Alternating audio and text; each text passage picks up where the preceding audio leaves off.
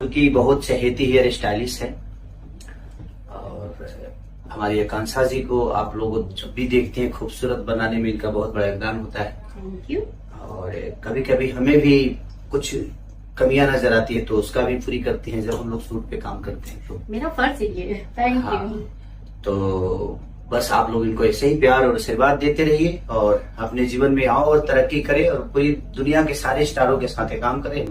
और हमारी आकांक्षा जी को आप लोग जब भी तो देखते दोस्तों जैसा कि आप जानते हैं खेसारी लाल का अफेयर अभी आकांक्षा पुरी के साथ चल रहा है। जी हाँ दोस्तों, सही सुन रहे हैं आप। जैसे कि जानते हैं आकांक्षा पुरी भी खेसारी लाल के साथ हर इंडस्ट्री में आपको देखने को मिलेगा। हर मूवी, हर शूटिंग, हर गाने के शूटिंग पे आपको आकांक्षा पुरी देखने को ही मिलता है, क्योंकि आकांक्षा पुरी से खेसारी लाल का प्यार हो गया है। ये कहीं ना कहीं अच्छी बात है। तो दोस्तों आप आकांक्षा पुरी को लेकर क्या कहना चाहते हैं? क्या खेसारी लाल को ये सब करना क्या सही है या गलत?